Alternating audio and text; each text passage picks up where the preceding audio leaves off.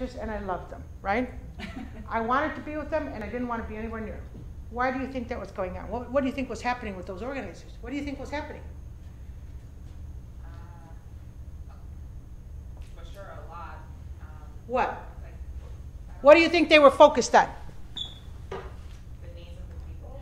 They were focused on transforming me. Because they knew that if I changed, I would force other things to happen. So the whole responsibility was changing my attitude, changing my poverty mentality, right, Maria? Changing my poverty mentality, changing my attitude that I was nothing more than a typist, changing my attitude that I had to eat everything that hurt. Have you ever felt like you've had to eat whatever hurts you? Just swallow it, because that's what good women do. Just take it, right? Well, you're too young, or are you? All right. That was a long time ago. Now, some folks can say it doesn't happen to you till you're like 29 or 35 or 42. Is that true? Do disappointments happen to young people too? You're saying yes. Do you have a story? I work at a school. Can everyone hear her? Okay, go ahead.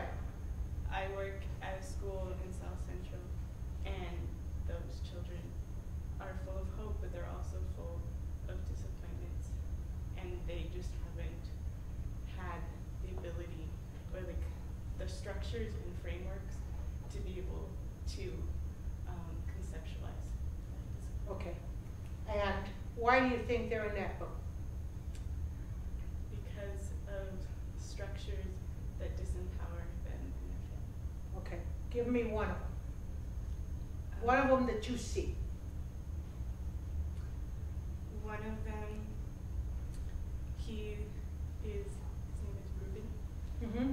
And he told me that he was scared the other day, that sometimes he gets scared at school. And I asked him why. He's like 7. He's in 1st grade. And I asked him why, and he said because sometimes it's like a fear mixed with glorification, because they haven't learned how to conceptualize of what they've seen. And so he told me that because there was a shooting outside of the school, and I asked him if he saw it, and he said yeah. And I asked him if he knew why people were being shot, and he said there was some kind of disagreement. And I asked him if he knew what motivated it, like why people were shooting, and he said because they just didn't agree on something, or he said that they were enemies. Okay. Now, what creates that environment? I know that when I talk about my father, it's really an attitude of industry and of corporations in terms of workers, right? It wasn't that they were out to get my dad. It's just an attitude of corporations and business people around low-income workers. Who gives a damn? He's just a Mexican, right? He's just poor. He's just uneducated. Who gives a damn?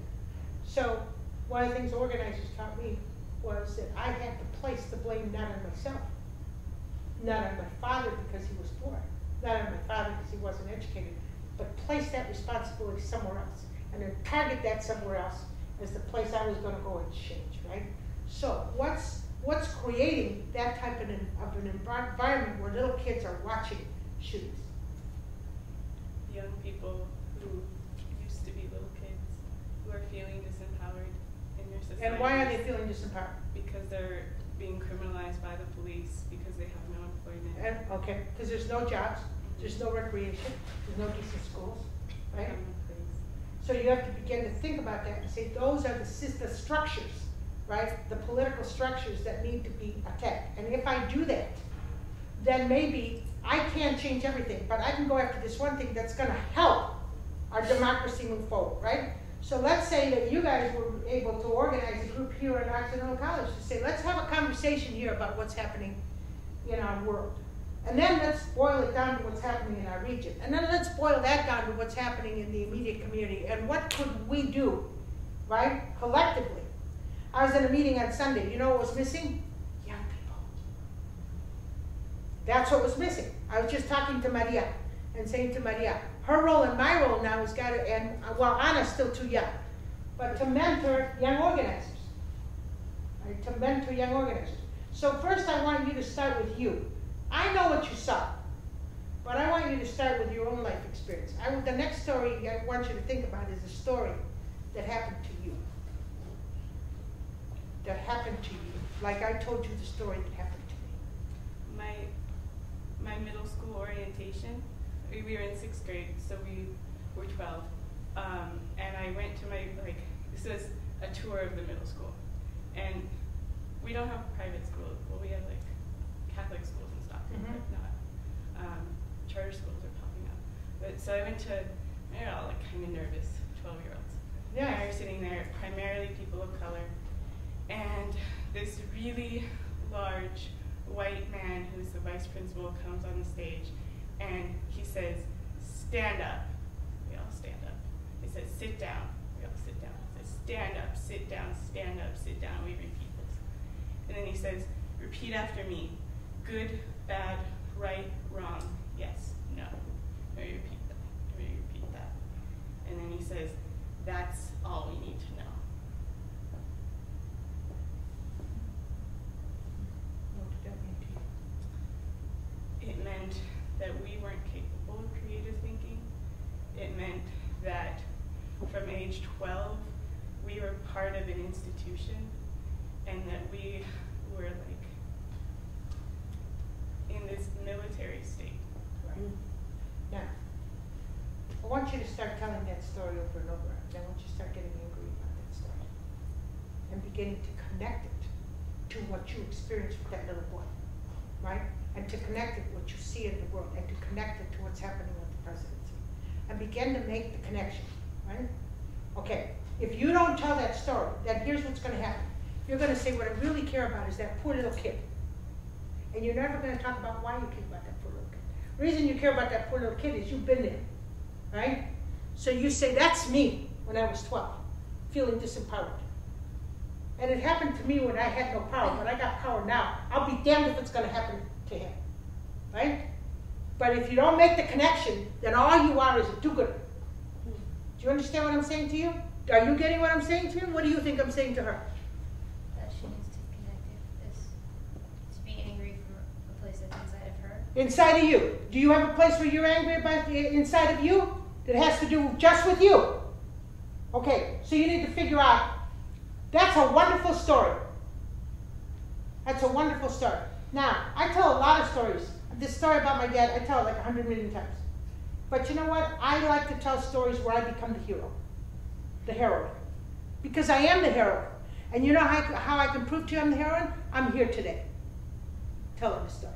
I'm the heroine in my story. Okay, I've got to tell the story in a way that I'm a heroine so that I can say to other people, you're a heroine too. And you got to get out there and you got to figure out, who do I want to be in that world? How do I become who I want to be in that world? And how do I force people to begin to become who they can be in the world? And not just sit on their what? Thank you.